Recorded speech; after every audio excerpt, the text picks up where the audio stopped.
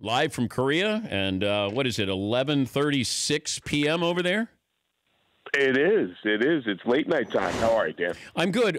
Fritzy wanted to know if we could do pewter or zinc or something like that with other. Has there been any talk of that, Mike?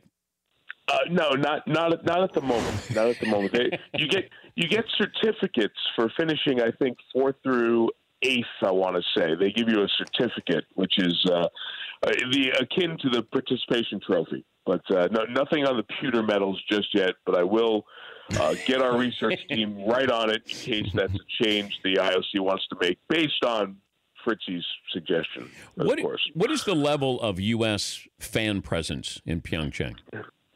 It's light. I think the level of fan presence in general is light. I would say that I tried to get out to an event over the weekend, and there was a lot of traffic. It was Lunar New Year, and there was a lot of fans who came from, let's say, Seoul or more populated areas of South Korea.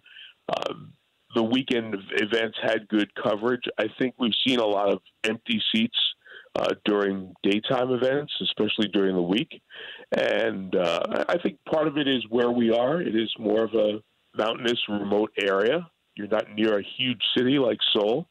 And I think it's also the distance. Now, for folks to come out here, they had to really commit. So it's, put it this way, a lot less than we saw in Rio, and certainly a lot less than you'd see in the North American Olympics for American fans who came over just to experience the games. Star of the game so far is? That's a good one. For U.S. fans, I think it's a little bit different because you don't know somebody named Marcel Hirscher, who's a skier who has won 2 gold medals, and his best event, the slalom, is coming up. So he has a chance to win 3 gold medals in an Olympics, and that has only happened 3 times from an alpine skier in the history of the games. So right now, he would be. I don't think you'd look at anybody else in the sports that we follow in the U.S. and say this has been a standout athlete, a top of performance, multiple gold medals, or anything else. So for the moment, I would say that for the American viewers, I don't know if there's one that would stand out because Chloe Kim and Shaun White and everybody's performances who won gold, they were good enough. I'm also curious. I brought this up at the beginning of the show that we watch for a week some of these sports that we only watch every couple of years, and then we become an expert in skeleton. Right? Exactly. And sports that we don't watch, period. Yeah. Unless you watch X Games or watch other competitions like that, you don't watch a lot of snowboarding. I should say your listeners, right? Those of us who watch sports on a regular basis. And that's the unique part of the Olympics. We judge it under the sports category because it's always been there. But your viewership last night, let's say, you have a lot of people who are watching who wouldn't have been watching the NBA All-Star Game, so they weren't making a choice. But there are some of us who get caught up in it who would have watched either one. So it is such a broad approach. And you and I talked about this in Rio. The Olympics are such a unique and different entity compared to anything else we deal with in terms of who watches, the crossover appeal, and especially in the Winter Games, the nuances of these sports that most of us didn't grow up doing. It's not like you go down to the park and say, hey, guys, want to jump on a luge real quick and do a run? So we can't associate our experiences athletically with what we're watching on TV.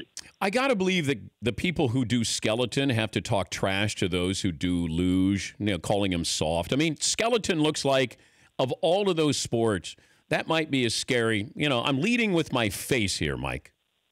That's the question. We were throwing that question around. As a matter of fact, I don't want to give away their bit, but I think during the daytime show, either today or tomorrow, Rebecca Lowe is hosting the daytime where everyone knows if they watch the Premier League soccer coverage. Rebecca went to go check out skeleton, and she didn't do a whole run, but I won't give away what she did. But we had that conversation. It's crazy how close their faces are to the ice. And how do you control? Now, some people say if you're doing luge and you're on your back, you can't really see everything. You feel like you have less control. I'll tell you this.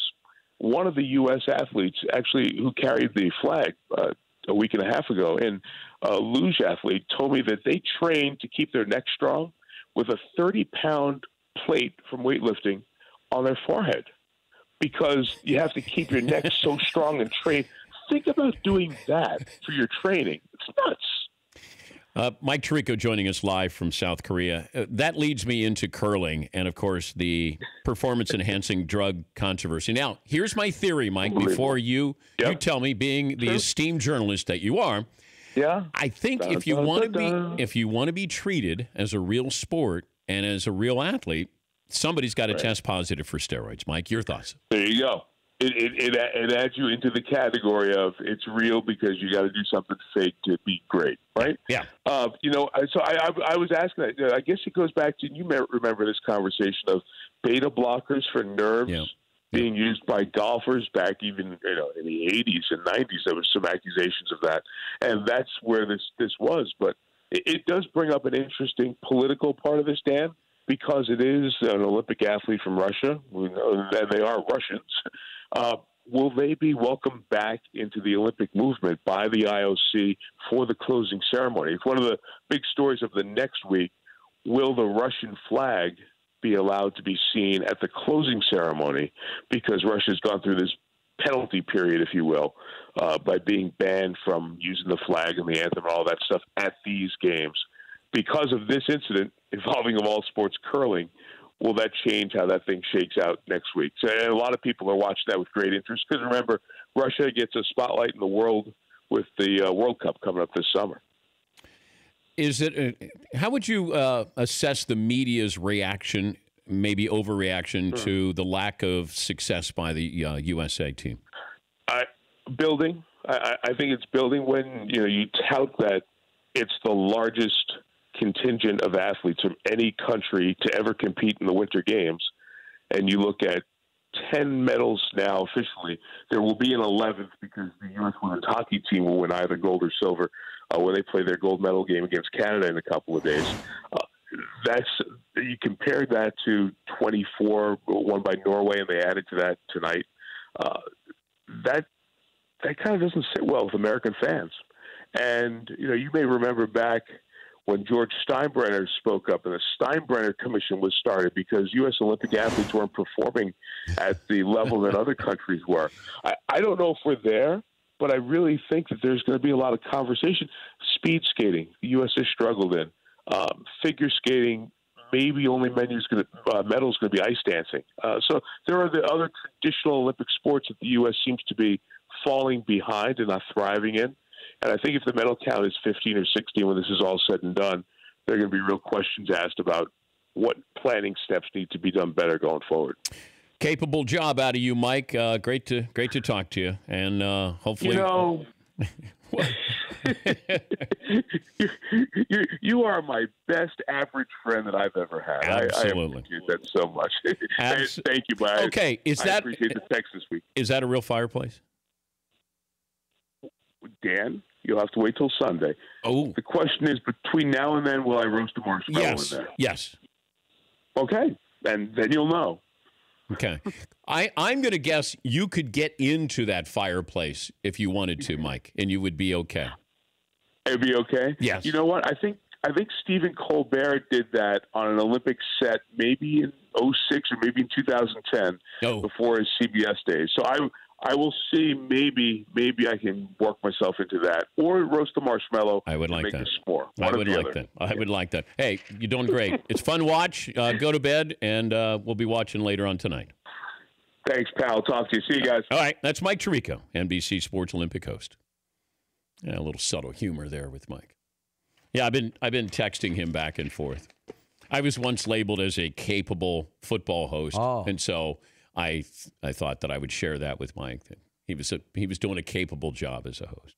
For more Dan Patrick Show, tune to Audience Channel 239 on DirecTV or download the Dan Patrick Show app.